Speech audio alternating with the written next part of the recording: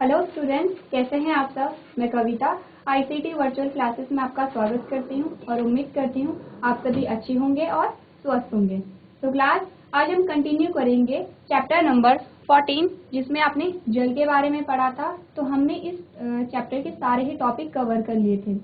इसके बाद हमने इसके कुछ क्वेश्चन आंसर प्रैक्टिस किए थे, जिसमें कुछ क्वेश्चन को आपने कल प्रैक्टिस किया और कुछ क्वेश्चन आंसर हम आज के सेशन में कंटिन्यू करेंगे।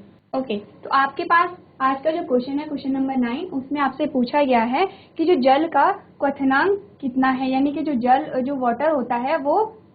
तो यहाँ पे आपसे पूछा गया है जो जल का क्वथनांक है, यानी जो बॉइलिंग पॉइंट है, यानी जिस पॉइंट पे जो वाटर होता है वो बॉइल होता है, तो वो कितना है। आपके पास ऑप्शन में दिए गए हैं 100 डिग्री सेल्सियस, सेकंड है 101 यानी 101 डिग्री सेल्सियस, थर्ड है 99 डिग्री सेल्सियस और लास्ट है 10 यानी 102 डिग्री सेल्सियस। आपके पास ऑप्शन है, आप क्वेश्चन को नोट करेंगे और अपने आंसर को टिक करेंगे। चलिए, तो आपके पास जो आंसर आता है वो आता है ए यानी 100 डिग्री सेल्सियस। ये 100 डिग्री सेल्सियस क्या है, ये टेम्परेचर यानी तापमान है। इस तापमान पे जो पानी होता है वो क्या होता है, बॉईल होता है। तो आपके जो क्वेश्चन नंबर 9 का जो आंसर है वो है ए। नेक्स्ट जो आपके पास क्वेश्चन आता है क्वेश्चन नंबर 10, उसमें आपसे पूछा गया है पौधे वायुमंडल में बड़ी मात्रा में जल वाष्प छोड़ते हैं, इस प्रक्रिया को क्या कहते हैं। यानी पौधे जो होते हैं, जब पौधे की जो पत्तियां होती है उसमें जो स्टोमेटा यानी रंध्र होते हैं, उनके द्वारा जो पानी होता है वो भाप के रूप में कहाँ जाता है, वायुमंडल में चला जाता है। तो इस प्रोसेस को आपने क्या कहा था जब आपने पढ़ा था जल के बारे में। आपने जब प्लांट के बारे में भी पढ़ा था तो आपने देखा था कि इस प्रोसेस को क्या कहते हैं। आपके पास ऑप्शन है, पहला जो ऑप्शन है वो है वाष्पीकरण, सेकेंड जो ऑप्शन है संघनन, सी जो ऑप्शन है अवक्षेपण और लास्ट जो ऑप्शन है वो है वाष्पोत्सर्जन। तो आप में से देखना है कि जो पानी का जो वाष्पीकरण हो रहा है या जो जल वाष्प बन रही है, यानी पानी से क्या हो रहा है, पानी जो लिक्विड फॉर्म में था वो गैस फॉर्म में कन्वर्ट हो रहा है और किसके द्वारा हो रहा है, पौधों के द्वारा। तो उसे क्या कहते हैं। तो आपका जो आंसर आएगा वो आएगा वाष्पोत्सर्जन यानी बी। तो हमने पढ़ा था कि जो पानी का पानी जो भाप के रूप में कन्वर्ट होता है या जल वाष्प के रूप में कन्वर्ट होता है, तो यदि ये वाटर बॉडी से कन्वर्ट होगा तो इसे क्या कहेंगे, इसे वाष्पीकरण कहेंगे। और अगर ये प्लांट के जो पौधों में जो पानी है वो गैस के रूप में बाहर निकल रहा है तो उसे क्या कहेंगे, वाष्पोत्सर्जन कहेंगे। तो आपका जो क्वेश्चन नंबर 10 का जो आंसर है वो है डी। आप अपनी कॉपी में अपना आंसर नोट करेंगे।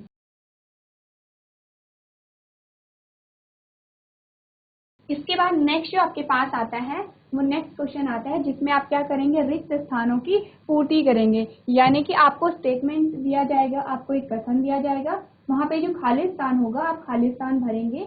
और कैसे भरेंगे, जो शब्द उस स्टेटमेंट से मैच कर रहा होगा। तो आपके पास पहली जो स्टेटमेंट आती है वो आती है डैश, पीने, नहाने, कपड़े धोने और कई अन्य कार्यों के लिए इसकी आवश्यकता होती है। यानी कि पीने के लिए, नहाने के लिए, कपड़े धोने के लिए और अन्य कार्यों के लिए हमें किसकी आवश्यकता होती है। तो ये बहुत इजी क्वेश्चन है, क्योंकि हमने जब पढ़ा था किसके बारे में पढ़ा था, जल के बारे में पढ़ा था। जल के आपने बहुत सारे उपयोग देखे कि हम क्या क्या करते हैं। तो इसका जो आंसर आएगा वो क्या आएगा, जल यानी कि पानी। पानी के द्वारा ही क्या होते हैं, ये सारे कार्य होते हैं। और इसके अलावा और भी जो कार्य होते हैं, जैसे सिंचाई हो गया या उद्योग में हो गया, सारे ही कामों के लिए क्या होता है, पानी यूज किया जाता है। इसके बाद नेक्स्ट जो आपके पास स्टेटमेंट आती है वो आती है पृथ्वी का बड़ा भाग डैश द्वारा ढका हुआ है। यानी जो पृथ्वी का जो बड़ा भाग है वो किसके द्वारा ढका हुआ है। तो जब आपने ग्लोब देखा होगा, आपने स्कूल में देखा होगा, तो आपने क्या देखा कि जो पृथ्वी है उसका जो ज्यादातर कलर कैसा है, ब्लू कलर है। तो ब्लू कलर यानी वो क्या इंडिकेट करता है, वो पानी को इंडिकेट करता है। तो क्वेश्चन नंबर जो सेकंड है उसका जो आंसर होगा महासागर और समुद्र, यानी महासागर और समुद्र में क्या होगा, पानी होगा। तो महासागर और समुद्र क्या करते हैं, पृथ्वी का सबसे बड़े भाग को ये ढकते हैं या कवर करते हैं। नेक्स्ट जो आपके पास आता है थर्ड, उसमें है महासागरों का जल बहुत डैश होता है स्वाद में। यानी जो महासागर होते हैं उनका जो जल होता है उनका स्वाद कैसा होता है। तो जब हमने बात की थी कि पीने योग्य पानी के बारे में, तो हमने क्या कहा था कि जो महासागरों का पानी होता है उसे हम पीने के लिए यूज नहीं कर सकते हैं। क्यों, क्योंकि उसका जो पानी होता है वो कैसा होता है, नमकीन होता है। तो नमकीन पानी को हम पीने के लिए यूज नहीं कर सकते हैं। तो जो थर्ड जो स्टेटमेंट है उसका आंसर क्या होगा, नमकीन होगा। यानी महासागरों का जल कैसा होता है, नमकीन होता है। समुद्रों का जल भी नमकीन होता है। नेक्स्ट जो आपके पास स्टेटमेंट आई है वो है बर्फ, पानी और डैश एक ही पदार्थ की 3 अवस्थाएं हैं। यानी कि बर्फ, पानी और यहाँ पे एक और चीज है, वो एक ही पदार्थ की 3 अवस्थाएं हैं। वो पदार्थ क्या है? जब हमने वाटर जो चैप्टर था स्टार्ट किया था तो हमने इसके बारे में बात की थी कि जो जल है, जल की जिसमें था ठोस, द्रव्य और गैस। यानी कि जो पानी की जो 3 अवस्थाएं हैं वो किसकी है, वो है यहाँ पे जल की। यहाँ पे क्या होगा, बर्फ, पानी और क्या होगा, गैस होगी। ठोस, द्रव और गैस जिसे हमने कहा था। तो ये जो 3 अवस्थाएं हैं ये किसकी है, ये पानी की अवस्थाएं हैं। पानी की अवस्थाओं के बारे में हमने पढ़ा। पानी की 3 अवस्थाएं होती हैं, बर्फ यानी जिसे हमने ठोस कहा, पानी जिसे हमने द्रव कहा, और गैस क्या होती है, जो कि भाप के रूप में हमें पानी देखने को मिलता है। तो ये जो सारे स्टेटमेंट है आप इसे अपनी कॉपी में नोट डाउन करेंगे।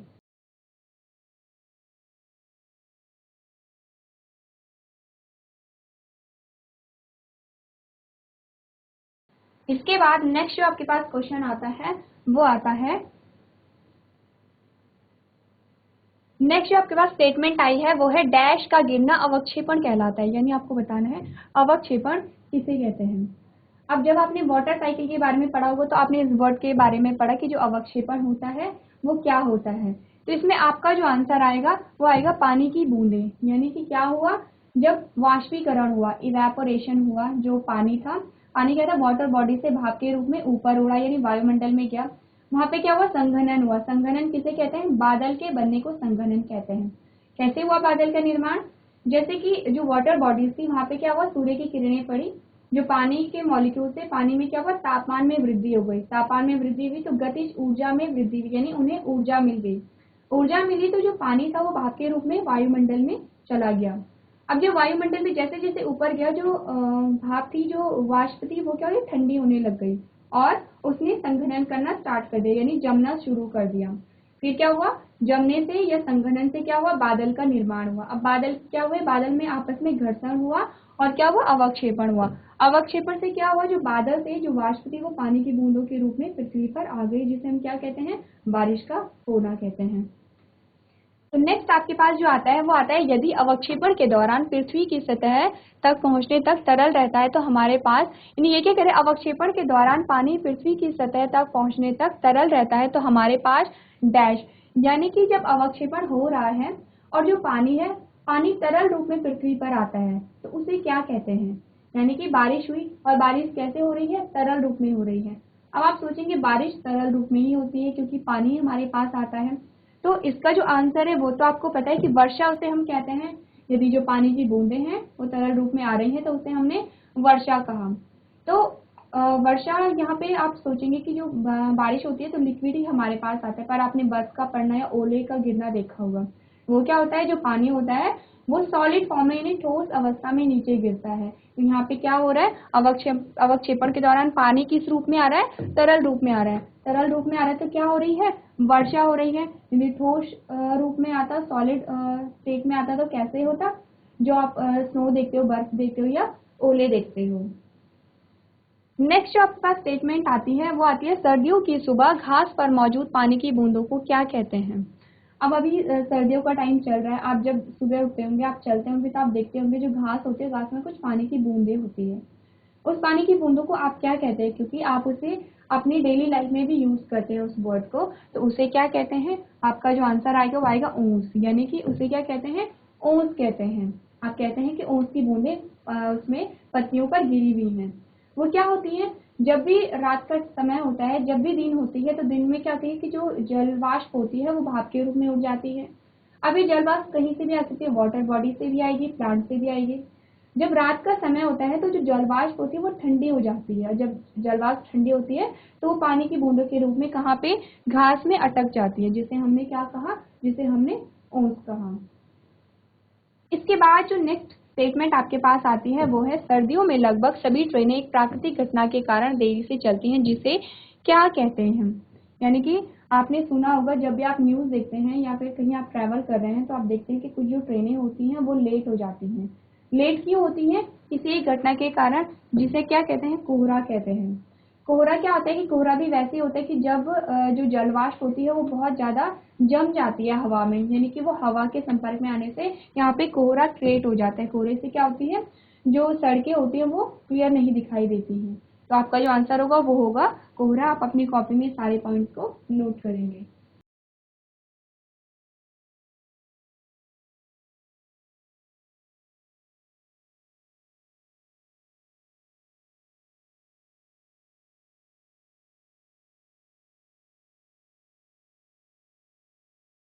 चलिए, नेक्स्ट जो आपके पास क्वेश्चन आता है वो आता है आपको आपको बताना है कि जो कथन है वो सही है या गलत है, यानी सत्य और असत्य आपको बताना है। यानी कि इसमें जो आपके पास स्टेटमेंट दी गई होंगी, आपने उनमें को जो स्टेटमेंट सही होगी उसे सत्य और जो स्टेटमेंट गलत होगी उसे असत्य बताना है। तो आपके पास जो फर्स्ट स्टेटमेंट आती है वो है संघनन की प्रक्रिया वाष्पीकरण के विपरीत होती है। यानी कि आपने जब वाटर साइकिल पढ़ी थी तो आपने दो फेज पढ़े थे, आपने टोटल 4 स्टेप पढ़े थे। 4 स्टेप में से 2 कौन से थे? एक संघनन था, एक वाष्पीकरण था। अब वाष्पीकरण में क्या हो रहा है? वाष्पीकरण में जो पानी है वो भाप के रूप में ऊपर उड़ रहा है और उसका तापमान अधिक है। संघनन के रूप में क्या हो रहा है? संघनन में तापमान कम हो रहा है और जो भाप था वो पानी के रूप में परिवर्तित हो रहा है, जल की बूंदों के रूप में परिवर्तित हो रहा है। तो यहाँ पे आप देख रहे हैं, यहाँ पे क्या है, संघनन में जो टेम्परेचर है वाटर मॉलिक्यूल्स के बीच में वो क्या है, कम है, और वाष्पीकरण में क्या है, वाटर मॉलिक्यूल्स के बीच में जो टेम्परेचर है वो ज़्यादा है। इसका मतलब जो ये वाली स्टेटमेंट है ये बिल्कुल सत्य है, यानी कि जो वाष्पीकरण। और नेक्स्ट जो इसके पास आपके पास स्टेटमेंट आती है वो है महासागर मीठे जल के प्रमुख स्रोत होते हैं। यानी जो महासागर हैं, महासागरों में मीठा जल होता है। मीठे जल से मतलब है कि जो पीने लायक होता है, जिसे हम यूज करते हैं, जो भी आप पानी पीते हैं जो पीने में यूज करते हैं वो क्या होता है, मीठा जल होता है।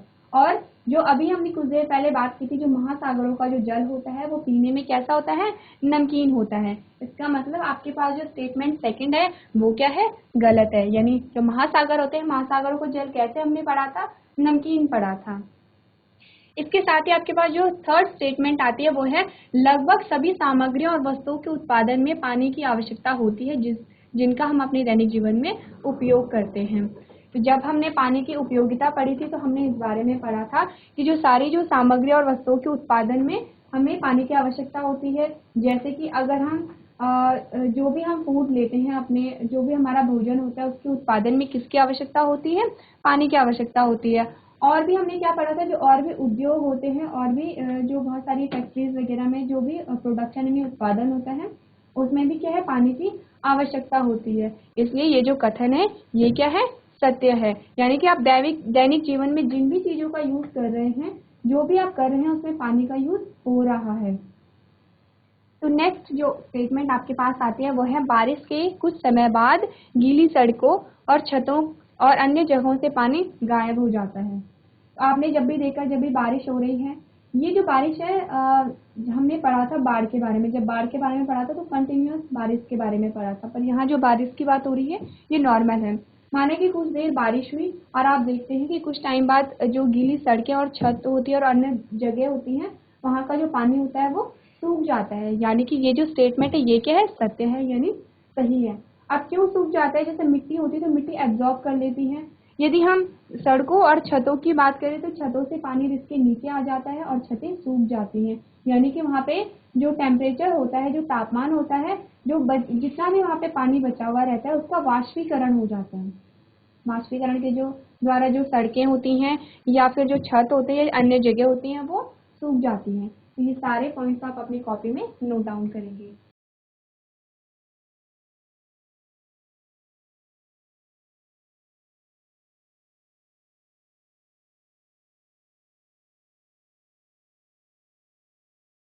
चलिए, नेक्स्ट जो आपके पास स्टेटमेंट आती है वो है पृथ्वी की सतह के निकट संघनन से कोहरा बनता है। यानी कि यहाँ पे क्या हो रहा है, जब हमने कोहरे के बारे में पढ़ा था तो हमने क्या देखा था कि जो वाटर यानी जो जल की बूंदें होती हैं वो क्या होती है, वाष्प के रूप में कोहरा बनाती हैं। यहाँ पे क्या कर रही हैं, कोहरा बना रहे हैं। तो ये जो प्रोसेस हो रही है ये कहाँ हो रही है, पृथ्वी के निकट हो रही है। यदि ये वायुमंडल में होती तो ये क्या बनाती, बादल को बनाती। अब पृथ्वी के निकट हो रही है तो पृथ्वी में कोहरा क्यों बनता है, क्योंकि हमारी जो आसपास की हवा है उसमें बहुत सारा पोल्यूशन होता है, यानी बहुत सारा प्रदूषण है, हवा में बहुत सारी गैसें होती हैं, तो उसके द्वारा क्या होता है, यहाँ पे कोहरे का निर्माण हो जाता है। यानी जो पानी की जो बूंदें हैं जो वाष्प के रूप में जिससे मिल जाती हैं, जो भी पोल्यूटेड एयर होती है यानी प्रदूषित वायु के साथ क्या मिल जाती है, जल वाष्प के रूप में मिल जाते हैं, और जिससे क्या होता है, कोहरे का निर्माण होता है। तो यानी ये जो स्टेटमेंट है ये सही है कि पृथ्वी के निकट संघनन से ही कोहरा बनता है। संघनन कैसे हो रहा है, संघनन क्या होती है कि जो वाष्प होती है, वाष्प का जब तापमान कम होता है तो वो जो वाटर मॉलिक्यूल्स है वो आपस में जुड़ने लगते हैं, और वाटर मॉलिक्यूल्स आपस में जुड़ते हैं, प्लस और कौन जुड़ता है, जो वायु में जो भी प्रदूषित पदार्थ होते हैं या प्रदूषित गैसें होती हैं वो भी क्या होती हैं, जुड़ने लगती हैं। तो यानी जो स्टेटमेंट फिफ्थ है वो क्या है, सही है। इसके बाद जो नेक्स्ट आपके पास आता है वो है बादलों का निर्माण उच्च तापमान पर ही होता है। यानी बादलों के निर्माण के लिए हमने क्या कहा था, हमने देखा था कि जो सूर्य की किरणें होती हैं वो बहुत इंपॉर्टेंट होती हैं। सूर्य की किरणों से क्या होता है, जो जल के जो वाटर मॉलिक्यूल्स हैं उनका तापमान बढ़ता है, टेम्परेचर बढ़ता है, फिर क्या होती है, वो भाप के रूप में ऊपर उड़ने लगते हैं। पर क्या ये सही है कि सिर्फ उच्च तापमान ही इनके लिए अनिवार्य होता है? इसका आंसर जानने के लिए आप देखेंगे कि जैसे कभी अगर धूप नहीं है, हल्के हल्के बादल होते हैं, तो तब भी क्या होता है, तब भी वाष्पीकरण होता है। इसका मतलब ये जो स्टेटमेंट है ये गलत है, क्योंकि जो वाष्पीकरण होता है यानी जो बादलों के निर्माण के लिए उच्च तापमान ही रिक्वायर्ड नहीं होता है। क्योंकि अगर हम सर्दियों की बात करें तो सर्दियों में क्या होता है, टेम्परेचर बहुत कम होता है, तापमान बहुत कम होता है, पर उस टाइम पे भी आप बादलों को देखते हैं, उस टाइम पे भी बारिश होती है। तो ये क्या है, जो वाष्पीकरण के लिए क्या है, निम्न तापमान भी रहे, मतलब अगर निम्न तापमान भी रहेगा तो बादलों का निर्माण हो सकता है। नेक्स्ट जो आपके पास स्टेटमेंट आती है वो है कि जल का बर्फ में, यानी जल किस में परिवर्तित हो रहा है, बर्फ में। जल का वाष्प में, यानी जल किस में परिवर्तित हो रहा है, वाष्प में। और वाष्प का जल में परिवर्तन, ये सभी रासायनिक प्रक्रियाएं हैं। यानी कि आपको क्वेश्चन क्या बता रहा है कि पहले जल का बर्फ में परिवर्तन हो रहा है, जल क्या है, बर्फ में परिवर्तित हो रहा है। फिर क्या है, जल वाष्प में भी परिवर्तित हो रहा है, यानी जल क्या है, वाष्प के रूप में ऊपर उड़ रहा है। फिर आपने देखा जो वाष्प है वो भी क्या है, जल में परिवर्तित हो रहा है। हमने देखी थी जो वाटर की यानी जल की 3 फेजेस देखी थी, 3 अवस्थाएं देखी थी। तो हमने देखा था कि एक अवस्था दूसरी अवस्था में परिवर्तित हो सकती है। अब ये जो अवस्था परिवर्तित हो रही है किस बेस पे हो रही है, तापमान के बेस पे हो रही है। यानी तापमान अगर कम हो रहा है तो क्या हो रही है, बर्फ बन जा रहा है। तापमान सामान्य है तो पानी बन जा रहा है, और तापमान अगर ज्यादा है तो वाष्प यहाँ पे बन जा रहा है। अब यहाँ पे क्वेश्चन पूछा है ये सभी रासायनिक प्रक्रियाएं हैं। तो जब आपने केमिस्ट्री में पढ़ा होगा कि रासायनिक परिवर्तन और भौतिक परिवर्तन, तो आपने पढ़ा था कि जब भी भौतिक परिवर्तन होता है तो उसकी किसी भी पदार्थ की मूल संरचना में कोई भी अंतर नहीं आता है। यानी कि जो मूल संरचना है वो वैसी ही रहती है। अगर आप पानी के बारे में बात करें तो पानी यदि अगर बर्फ में परिवर्तित हो रहा है या फिर गैस में परिवर्तित हो रहा है, परंतु उसकी मूल संरचना वैसे ही हो जा रही है, क्योंकि वो अपनी मूल स्थिति में वापस आ जा रहा है, वो अपनी जो ओरिजिनल फॉर्म थी वहां पे वापस आ जा रहा है।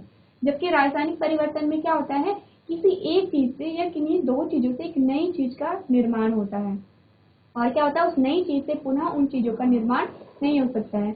ये सेम ऐसा ही है जैसे कि भोजन, आपने क्या किया, आपने भोजन बनाया, तो भोजन में क्या हुआ कि आपने जब रोटी का निर्माण कर दिया, आपने क्या किया, गेहूं से आटा बनाया, आटे से क्या किया, आटे से फिर आपने रोटी बनाई। तो रोटी से पुनः आप गेहूं का निर्माण नहीं कर सकते हैं। यानी कि यहाँ पे क्या हो रहा है, जो परिवर्तन है परिवर्तन नहीं हो पा रहा है। जबकि आपने पानी में क्या देखा था कि आप पानी से बर्फ का भी निर्माण कर रहे थे, बर्फ से पानी का भी निर्माण कर रहे थे, और फिर उसी पानी से वाष्प का भी निर्माण कर रहे थे।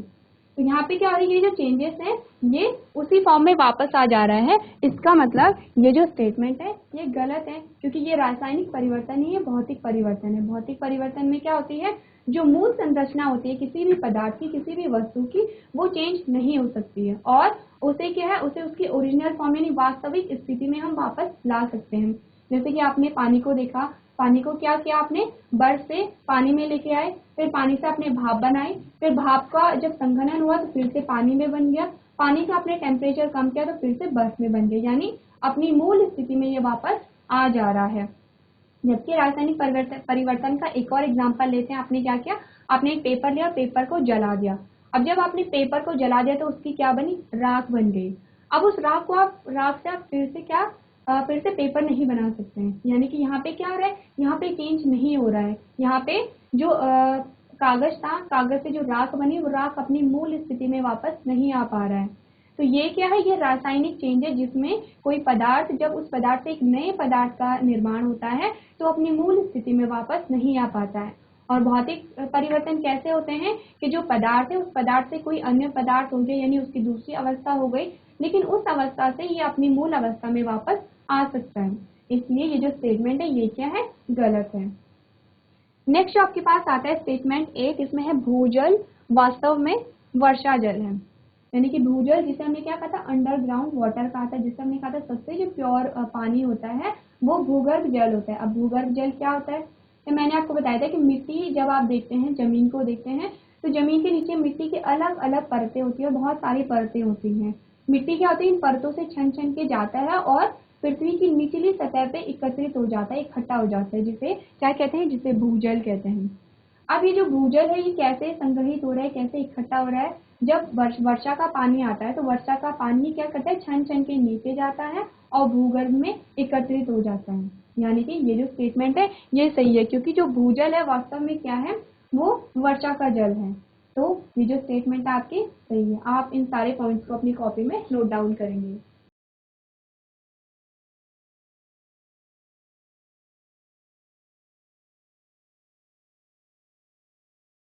चलिए नेक्स्ट जो आपके पास क्वेश्चन आता है वो आता है, यहाँ से आपके क्वेश्चन और आंसर स्टार्ट हो गए हैं। यानी यहाँ पे आपको क्या करना है, अपने जो आंसर है वो विस्तृत रूप में लिखना है। तो सबसे पहले आपके पास क्वेश्चन आता है, फ्रिज से पानी की ठंडी बोतल निकालकर टेबल पर रख दें। यानी इसने क्या कहा है, फ्रिज से एक पानी की बोतल आपको लेनी है और उसे कहाँ पे रखना है, एक टेबल पे रख दें। कुछ समय बाद आप इसके चारों ओर पानी की बूंदों को देखते हैं। ये आपने देखा भी होगा, जब भी आपने पानी की बोतल फ्रिज से निकाली और उसे टेबल पे रख दिया, टेबल यानी जो आपका कमरा है, रूम टेम्परेचर है, आपने वहां पे रख दिया। कुछ टाइम बाद आप देखेंगे कि जो पानी की जो बोतल होती है उसके आर पार क्या पानी की बूंदें आपको दिखाई देती हैं।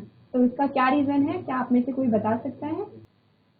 चलिए मैं आपको आंसर बताती हूँ। इसका जो आंसर है वो ऐसा क्यों होता है, क्योंकि ऐसा इसलिए होता है क्योंकि बोतल के चारों ओर की हवा की सतह ठंडी हो जाती है और बोतल के चारों ओर हवा संघनित हो जाती है।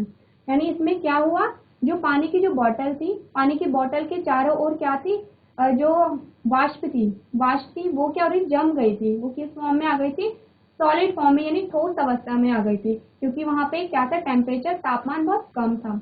हमने देखा कि जब तापमान बहुत कम हो जाता है तो पानी क्या हो रहा था, जम जा रहा था। तो पानी जो फ्रिज के अंदर जो वाष्प थी वो क्या हो रही थी, बोतल के आर पार जम गई थी, वो क्या थी, ठोस अवस्था में थी। जैसे ही आपने उसे रूम टेम्परेचर पे रखा, यानी कमरे के तापमान पे रखा, तो आपने देखा कि आसपास का जो तापमान था वो ज्यादा हो गया था। जैसे ही तापमान ज्यादा हुआ तो वो जो पानी था जो ठोस अवस्था में था वो क्या था, लिक्विड अवस्था में परिवर्तित हो गया। यानी कि वहां पे क्या हुई, पानी की बूंदें आपको दिखाई देने लगी। यही जो कारण है कि आप कोई भी सामान, कोई भी चीज अगर फ्रिज से निकालते हैं और अपने रूम पे रखते हैं तो उसके चारों क्या होती है, पानी की बूंदें आपको दिखाई देती हैं। ये क्या है, ये जल वाष्प थी जो फ्रिज में जम गई थी और जब आपने फ्रिज से उसे निकाला तो वो पानी की बूंदों के रूप में परिवर्तित हो गई। ये आंसर आप अपनी कॉपी में नोट करेंगे।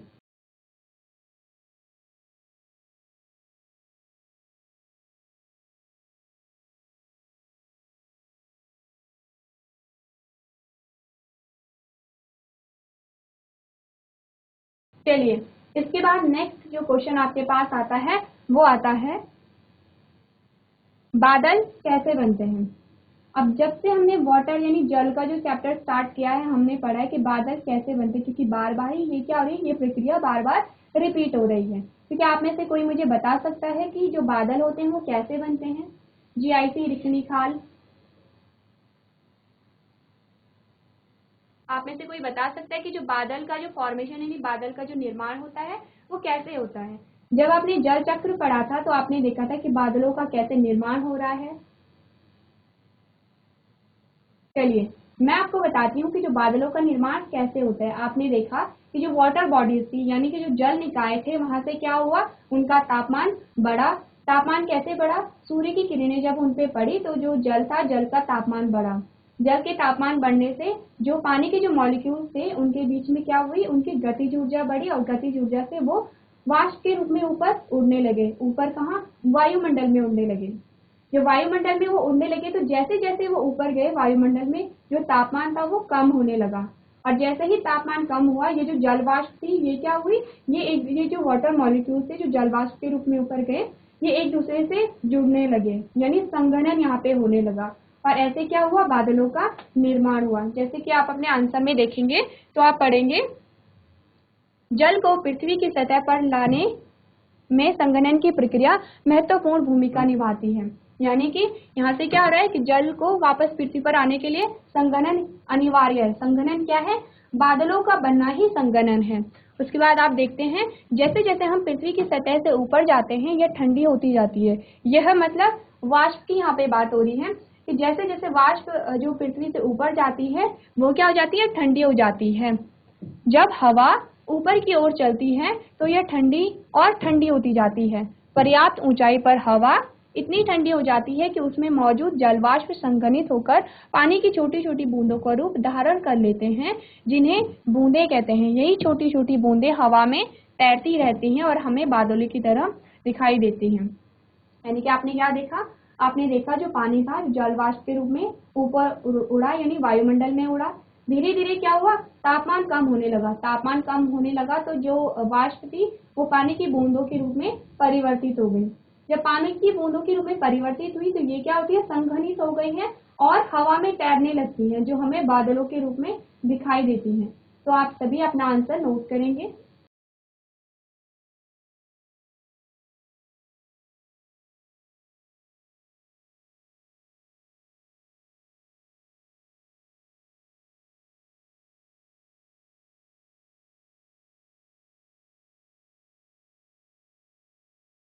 चलिए, इसके बाद नेक्स्ट जो आपके पास क्वेश्चन आता है वो आता है, आपके पास एक स्टेटमेंट है। यानी कि आपको क्वेश्चन क्या बता रहा है कि मान लीजिए आप अपनी स्कूल यूनिफॉर्म को जल्दी से सुखाना चाहते हैं। यानी कि आपने अपनी स्कूल यूनिफॉर्म धोई और हो सकता है कि जैसे आजकल आपने धोई, आजकल क्या है सर्दियां चल रही हैं तो कपड़े सूखने में क्या होता है, टाइम लगता है। तो आपने क्या की, अपनी स्कूल यूनिफॉर्म को धोया और आप उसे जल्दी से सुखाना चाहते हैं। क्या इसे अंगीठी या हीटर के पास फैलाने से मदद मिलेगी? यानी कि आपने क्या किया, कपड़े धोए, अपनी स्कूल की यूनिफॉर्म धोई, आपको क्या करना था, जल्दी उसे सुखाना था। अब ये कह रहा है कि क्या इसे अंगीठी और हीटर के पास फैलाने से मदद मिलेगी? पहले तो आपको बताना है कि इसे मदद मिलेगी या नहीं मिलेगी। यानी आपकी जो यूनिफॉर्म है वो अंगीठी या फिर हीटर के पास आप रखेंगे तो क्या आपकी यूनिफॉर्म है वो जल्दी सूख जाएगी?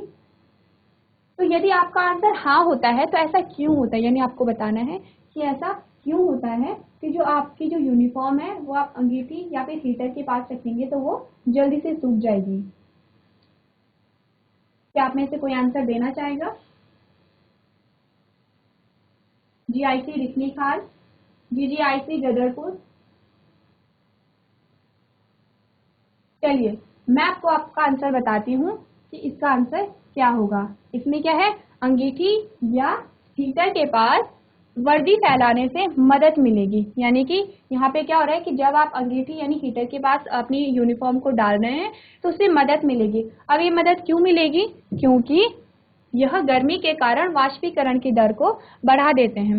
यानी यहाँ पे क्या हो रहा है, जब भी आपने हीटर के पास या फिर आपने अंगीठी के पास अपनी यूनिफॉर्म को रखा तो वहां पे क्या हुआ, वाष्पीकरण की दर बढ़ गई। अब वाष्पीकरण की दर कैसे बढ़ी, यानी वाष्पीकरण क्या हो रहा है, तेजी से हो रहा है। वाष्पीकरण की दर क्यों बढ़ी? क्योंकि वहां पे तापमान बढ़ गया, टेम्परेचर बढ़ गया। तो आप देख रहे हैं कि जो भी जल चक्र होता है वो तापमान पर ही निर्भर करता है। जो वाष्पीकरण है वो भी तापमान पर निर्भर करता है।